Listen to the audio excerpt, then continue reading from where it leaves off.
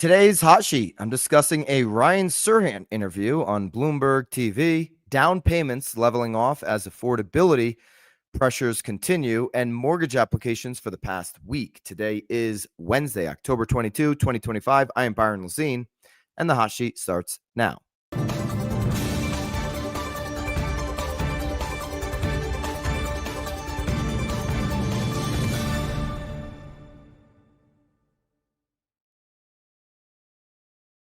Live from Deer Valley here, Park City, Utah. I've really enjoyed my time in Utah. Thanks for having me. If you are, I know we had some Utah peeps in the chat last couple of days. Heading off to Denver later today. I'll be delivering a keynote at the Fusion Rally at the end of this week. Join me. If you're in driving distance to Denver, if you're in that area, it's going to be a high level of operators. Join me for that keynote at the Fusion Rally. That'll be Friday. Wherever you may be, let us know. Pleasure to be here with you guys as we start another great day with the hot sheets, the only live show on the internet each and every single day, Monday through Thursday. The markets are open for real estate professionals, where we dive into a 24 look back on housing. All right. My buddy over in New York, Ryan Serhant, who, by the way, we had a great fireside chat, him and I, at his event not too long ago. And really love the way Ryan thinks about not only just the market, but the business in general. We're aligned on a lot, getting to know him over the last couple of years. I really appreciate the way he thinks about our business. He was on Bloomberg here recently, and Bloomberg was asking some of the typical questions that real estate agents were asked. And I didn't think he had typical answers. I think he had really strong answers. The first question they asked was about relief. We've seen now yesterday, look at the 10-year. Haley, if you want to pop up the 10-year, pop up the 30-year fixed from yesterday. We've got momentum. I was just talking to Danielle Hale, chief economist of Realtor.com yesterday, and she's like, Byron, my original projection of 6% to end the year, which she tweaked, and her mid-year, she bumped it up a little bit because at the time there was a lot of data that suggested bumping it up. And she only bumped it up to about 6.1. So she's in the range of where this thing is heading in the end of the year. But she's like, my original projection is going to be right on the money. We're going to end the year at like 6%. We came in yesterday at 6.17. So this momentum now leading into next week's FOMC meeting, the Fed meeting, the next Fed decision, which is all but certain at this point, according to CME Group and Polymarket and many others. That this thing's going to come in with a 25 basis point cut. The momentum right now leading into that, much like last time, so hopefully Jerome Powell doesn't screw it up. The momentum is pushing down, amongst other economic data points, pushing down the 10-year, and which is bringing down the 30-year fix. Yesterday, 6.17 is really close to the year-to-date low of 6.13. So Danielle Hale, chief economist, Realtor.com, who is here, she believes it's going to get to 6% at this point. She's like, yeah, I'm pretty confident in that. We'll be talking to her at Knowledge Brokers Podcast shortly after Thanksgiving, somewhere in December, when she presents her 2026 projections. She's working on those now, and she's going to come on Knowledge Brokers Podcast, separate channel. Make sure you subscribe, hit the notification bell so you don't miss that conversation, obviously. But she'll be coming on there somewhere in December as she releases that report. All right, but let's go back to Serhant.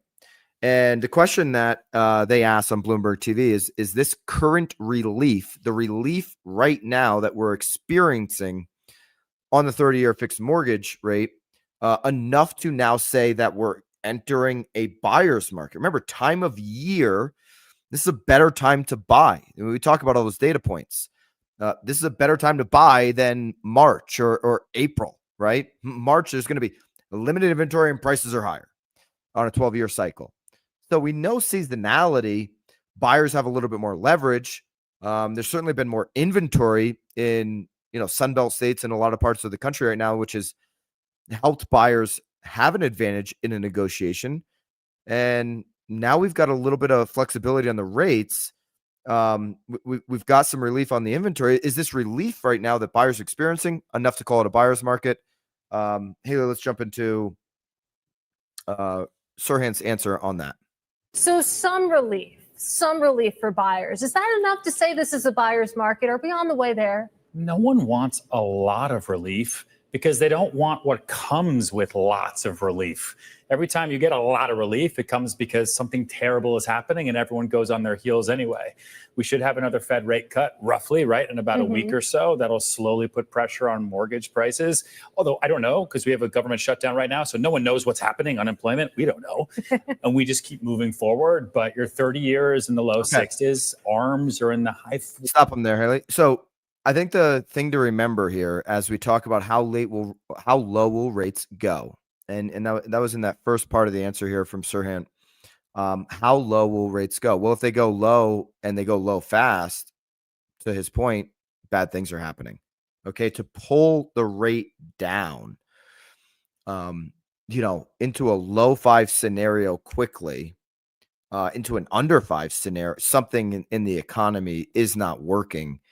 And now we have to come in, we as the government, right, and fix it. And that's where you're going to see rates drop low. What most of the economists, and I'll go back to Danielle Hale, my conversation with her here yesterday.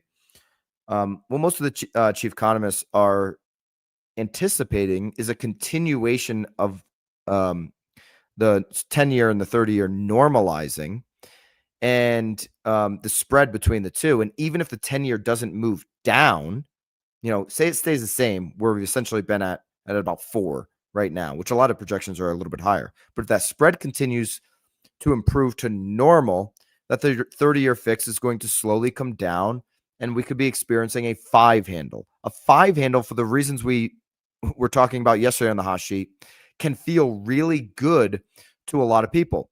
The average of all outstanding mortgages right now is over 4%. Okay, it's at 4.4%. You can go back to the replay yesterday. So if that's where the average, when you put all the outstanding mortgages together, remember 20% of them are now over 6%. You get rates in the high 5s even. You're closing that gap of being able to give up, being able to emotionally give up, and financially, but it's more of an emotional thing for some, emotionally give up that 30-year fixed rate that you've been holding around as like, Bachelor Honor, I've got a 2.9. You ever hear anybody at a party or a social, I've got a 2.9, as if, they were the reason why that happened. It was timing and bad things were happening. All right. Mortgage rates, if they go meaningfully lower, remember, they go meaningfully lower if something bad happens, but they asked Ryan his thoughts on what happens with demand if rates go lower. So say we get into those mid 5s, like Barry Habib said on Knowledge Brokers podcast recently, what happens to demand?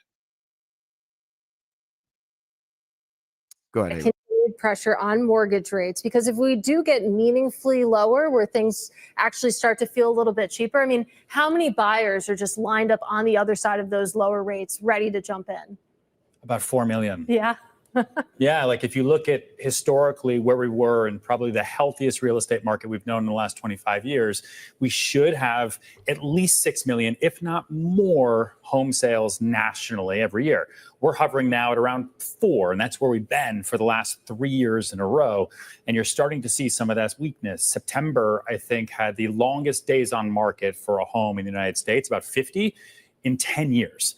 Pricing continuously creeps up. So we need pricing to come down a little bit so there's more affordability. We need affordability to track with income. So 4 million, it's interesting he used that number. Damian Eales, who's the CEO of Realtor.com. I did sign an NDA for a lot of the discussions, but this is not something that would be breaking that NDA. Damian used the same number, 4 million. That's where Realtor.com is coming in at their data, 4 million homes short to meet demand. Demand, the way I kind of internalize it, it is on a longer term scale, because the mortgage rates have a lot to do with if that demand can actually be met, and where that inventory is actually built in this country matters quite a lot. But it's the same exact number. 4 million is where Realtor.com is landing with their analysis on homes short. And Serhant said it there. Hey, 4 million is about how many buyers potentially, not all at once, obviously, come out to the market. But there is a significant population of pent up buyer demand, and most of that demand is a seller, right? Probably about 60+%.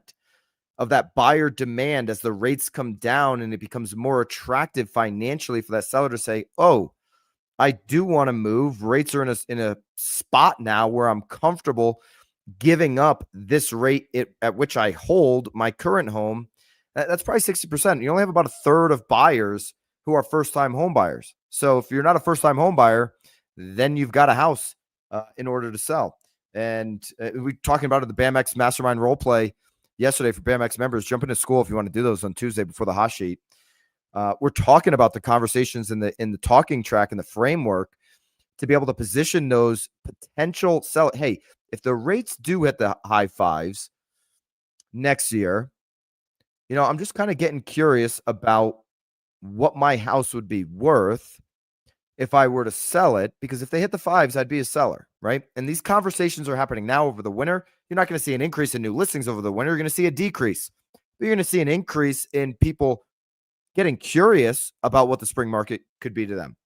All right, if the market reopens, is this going to be, regional impacts or nationwide? Serhant's thoughts on that, where the recovery on deals, is it going to be everywhere, or is it just going to be in certain markets? We've been trending at 4 million transactions here for 3 years on existing home sales, which is as low as it gets and historically low.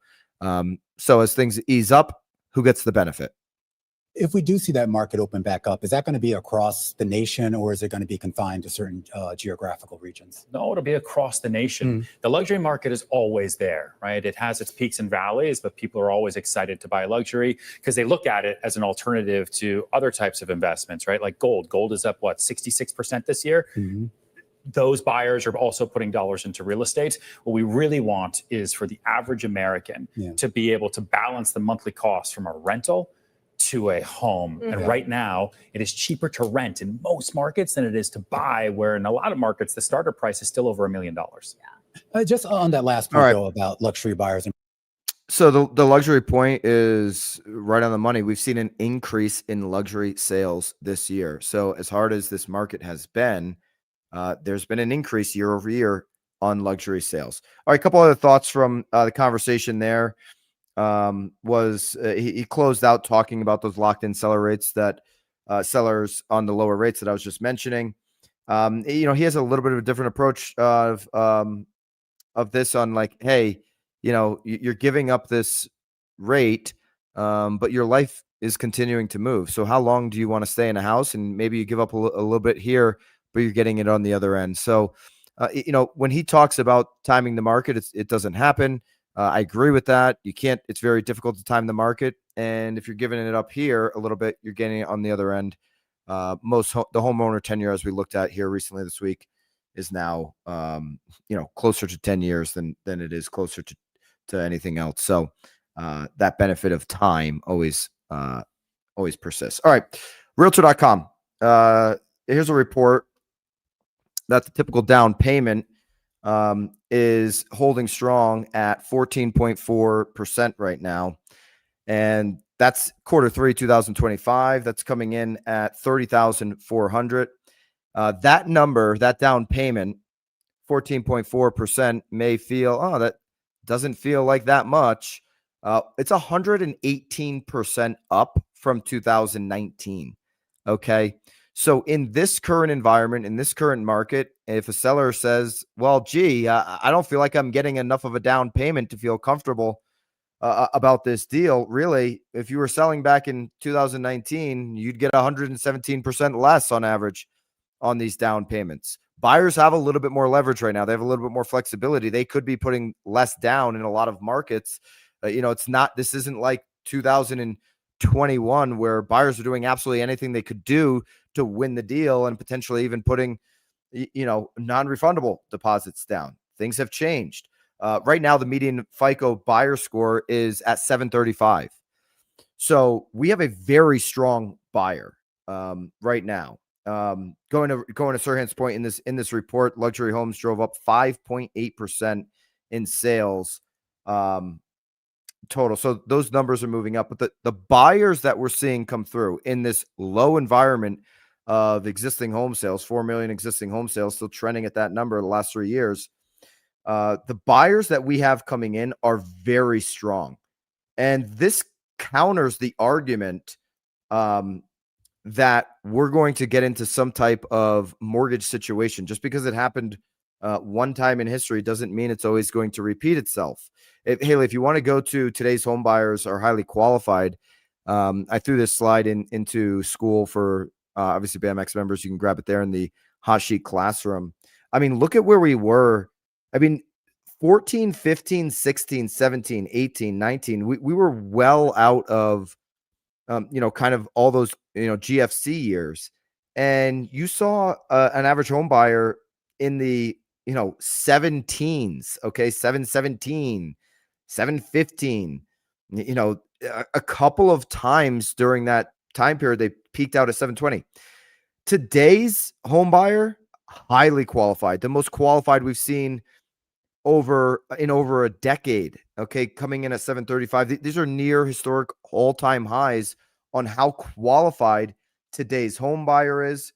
And that really should speak to the quality of it. One, it speaks to why we're not seeing a ton of transactions. Nothing's getting out of control, but it's going to speak to the quality of and stability rather of the market going into next year. Now, we want to see more transactions, but we want to see it at the trade-off of a lower qualified buyer. Haley, if you want to go to the next one, down payments, just to wrap that part of this report up. Median average down payment percent, where are they coming in the highest? So you have the higher down payments in the markets where the Northeast and the West, where you have the higher price points. In the Northeast, where you have the least inventory and you have to be a little bit more competitive. The Midwest and the South have the lower down payments, and the South in particular being the lowest, you have more leverage as a buyer. Okay, median down payment reflects those same numbers. All right, more if you want more of that, it's in the hot sheet show notes. BAMX members have that for you inside of school. Mortgage payments for the past week. Mortgage payments on the headline ticked down. Refinances went up. Interesting. I was just talking about the stability of the buyer today. ARMs, so adjustable mortgage rates, don't freak out, but adjustable mortgage rates are up. What was the number here? Adjustable mortgage rates are up 16%. Okay. So adjustable mortgage rates moving up. Now, don't freak out. Not necessarily a bad thing. If you were to, especially in an environment where you could say, hey, rates are heading in the right direction, but I'm definitely not saying to date any rates or date anything. But if you go and dig into the Barry Habib Knowledge Brokers podcast, he really opened up the conversation about ARMs, adjustable rate mortgages. He believes that we should be using more of them. It's an interesting conversation that we had. Go check that out. But adjustable rate mortgages are up. So total mortgage applications decreased 0.3%. Haley, if you want to show the overall chart, the seasonally adjusted purchase index decreased 5% week over week, even with this momentum. We've seen double-digit increases year over year now for weeks on mortgage applications. So we're doing really well year over year. And we're up year over year on this report. We are still on the overall trending towards those GFC years and going all the way back to the 90s on mortgage purchase application. But not a huge drop off. Obviously, the momentum in the rates is helping this. We're starting here today on the 10-year under 5% or under 4%. Thank God we're under 4% once again. Mentioned earlier, yesterday we hit 6.17 on the 30-year fixed. That is right next to the year-to-date low of 6.13. All right, tomorrow, Further Together live virtual event. If you haven't signed up for this, do it now. Free virtual event. It's going to be epic. I'm doing 2 fireside chats. One with a team leader from Orange County who's got 200 agents. He's going to talk about building an infrastructure without burnout. Sharon Srivatsa is kicking it off, BAM board member. And we're closing out the event with a fireside with me and Andrew Undum. It's action-packed. Further Together virtual event, BAM event. So join free in the link down below, nowbam.com/further-together. Link is down below. Grab your spot. That's happening tomorrow. I'll be in Denver getting ready for my keynote on Friday at the Fusion Rally. If you're in Denver, come come to the Fusion Rally. Come check it out. Love to say hello to you. That'll be Friday morning. All right. Hope everybody has a great day. I will see you back when I'm in Denver tomorrow on the Hot Sheet. Until then, toodaloo.